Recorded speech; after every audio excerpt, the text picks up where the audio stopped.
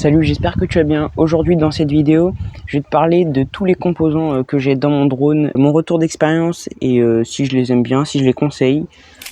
Alors pour commencer, le châssis. Donc ça c'est le châssis du Nazgul Evoque de chez iFlight. C'est un châssis freestyle, c'est un châssis aussi en dead cat, donc on a les bras à l'avant qui sont plus espacés que ceux à l'arrière. C'est un format qui est utilisé pour les drones long range, je crois, plutôt les 6 pouces. Mais il y en a aussi du coup en 5 pouces. Alors neuf, il vaut 70 €. J'ai regardé sur Studio Sport, mais moi je l'ai acheté d'occasion à 40 €. Dessous on a des LED, donc c'est sympa dans la nuit. Après, elles s'éclairent pas fort, mais dans la nuit c'est sympa. Et aussi j'ai eu les petits TPU avec, donc ils étaient en un peu vert jaune, un peu fluo. Et ça c'est pratique aussi parce que quand je pose, ça évite d'abîmer le châssis. Et du coup bah voilà. Ensuite en carte de vol, j'ai une Mamba F722. Bah, je suis content, elle est pas mal, surtout qu'il y a le Wi-Fi intégré, donc on peut faire les réglages directement sur le téléphone. Moi j'ai pas pris avec la prise pour les lunettes DJI, mais elle existe aussi avec la prise pour connecter un Caddx Vista ou un Air Unit. Et puis moi je suis très content, j'ai jamais eu de problème, elle fonctionne très bien. Et pour la carte de vol, elle est à 80 € chez Drone FPV Racer. Tous les composants ils ont augmenté, donc pour faire un drone en 2023 ça coûte quand même assez cher. Ensuite les ESC, j'ai l'ESC 4 en 1 de la Mamba F405 parce qu'en fait avant j'avais acheté une stack, donc FC plus ESC Mamba F405, sauf qu'en fait j'ai cramé l'OSD de la carte de vol. Donc du coup comme je vous disais j'ai pris la F722 pour un peu améliorer. Et du coup j'ai gardé l'ESC parce qu'il fonctionnait et bah j'ai jamais eu de problème, il fonctionne très bien.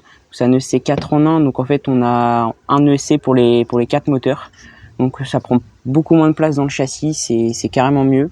Alors l'ESC seul, il coûte environ 40 € sur Banggood. Moi j'ai trouvé à 40 €.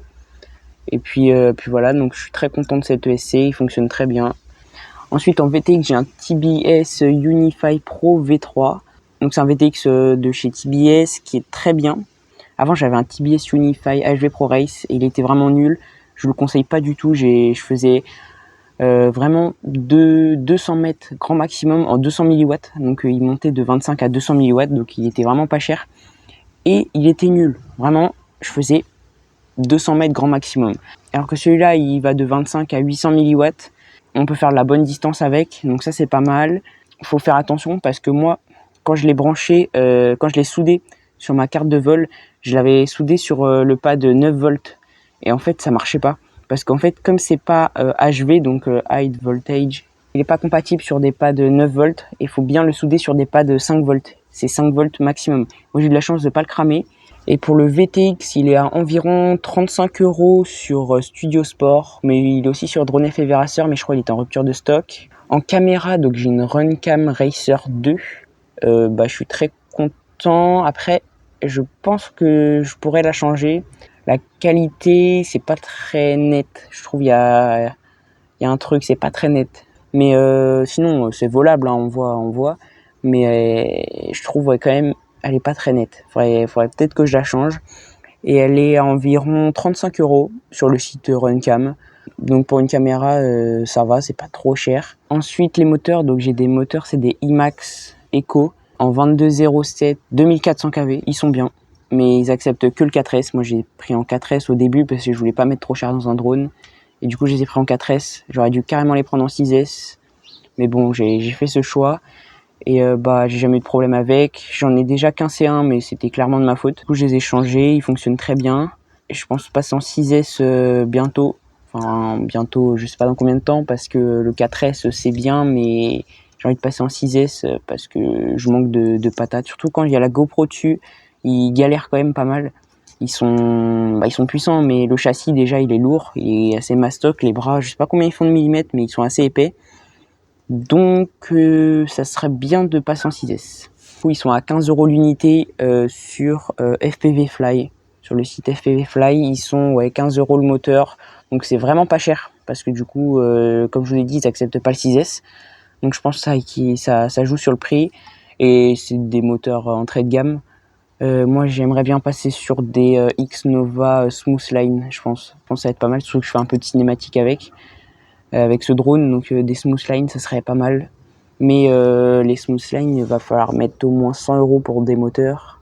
Et après, il va falloir que je rachète toutes les batteries en 6S. Donc c'est quand même un sacré budget de passer en 6S. Mais je vais y passer, je sais pas dans combien de temps, mais je compte y passer. Ensuite, en RX, j'ai un XM+, parce que j'ai une FR Sky Taranis QX7. J'ai mis les antennes, là, ici, sur les deux extrémités des bras. Donc en fait, j'ai mis un Rislan, ici, là. Et j'ai mis une gaine thermo avec le câble, l'antenne qui est enroulée par la gaine thermo sur le Rislan. Et du coup, je les ai bien écartés du châssis pour avoir la meilleure réception possible. Donc, mais là, j'ai reçu un R9M de chez FR Sky. Donc c'est presque la même chose qu'un Crossfire. Donc c'est un module que je mets derrière la radio. Et donc je vais mettre aussi le RX derrière. Et du coup, je l'ai pas testé parce que je l'ai pas encore installé sur le drone, mais je sais pas ce que ça va donner. Et je vais peut-être faire une vidéo dessus. Donc ouais, je pense que ça va être bien parce que là, avec celui-là, j'ai fait 1 km maximum. Mais j'ai pas poussé plus. Je pense que je pouvais aller encore un peu plus que 1 km avec du coup le XM+. Mais comme j'étais assez haut, j'avais pas envie de créer un fail-safe en faisant exprès pour tester la portée parce que j'étais assez haut, j'avais la GoPro dessus, j'avais pas envie de le perdre. Mais il faudrait que je teste quand même, que je me mette, que je vole très proche du sol et que je teste jusqu'où il va. Bon, il y a déjà eu des tests, je pense, sur internet, mais j'ai envie de tester quand même.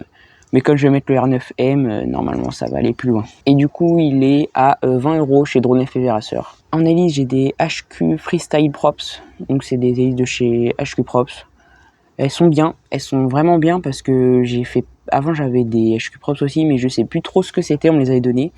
Mais là, ceux-là, elles sont indestructibles. J'ai l'impression que dès que je crache, elles résistent super bien. Elles sont ultra flexibles.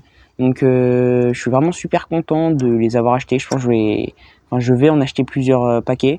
Parce que j'avais acheté 3 paquets pour les essayer. Et là, j'en ai acheté beaucoup plus parce qu'elles sont incroyables. À chaque fois, je me prenais même des branches d'arbres et tout. Je me coinçais dans les arbres. Nickel. J'ai dû casser vraiment peut-être un paquet d'hélices depuis au moins 2 mois que je les essaye. Donc elles sont indestructibles. Vraiment, je valide carrément les hélices là. Et elles sont à environ 4 € le paquet de 4 chez Drone FPV Racer. Donc voilà, c'est des hélices classiques quoi. C'est le prix des hélices de toutes les hélices 5 pouces quoi. Et ensuite l'antenne, donc c'est une antenne de chez Menace RC, la Menace RC Raptor. Donc c'est une antenne assez courte quand même. J'ai déjà fait une vidéo sur les antennes, si vous l'avez pas vue, vous pouvez aller la voir, je vous la mets en haut là. Elle est à 10 € chez Drone FPV Racer. Donc très bon achat, je valide carrément. Et voilà, on a fait le tour de tous les composants que j'avais dans mon drone. J'ai vraiment dit tous les composants un par un. Et après, je vous ai pas dit tout ce qui est XT60, visserie, petit câble, tout ça, je vous ai pas dit parce que c'est un peu tous les mêmes. Du coup, ce drone, il revient à environ 325 €. Donc c'est un drone qui est très bien, très fonctionnel, qui est dans le milieu de gamme. C'est pas trop bas de gamme, pas trop haut de gamme, c'est milieu de gamme. Je suis très content de mon drone, il est très bien. Il y a quand même des trucs à améliorer que je vous ai dit que je vais améliorer, comme les moteurs, le RX et peut-être la caméra, mais on y voit quand même bien, donc je pense que je vais la garder.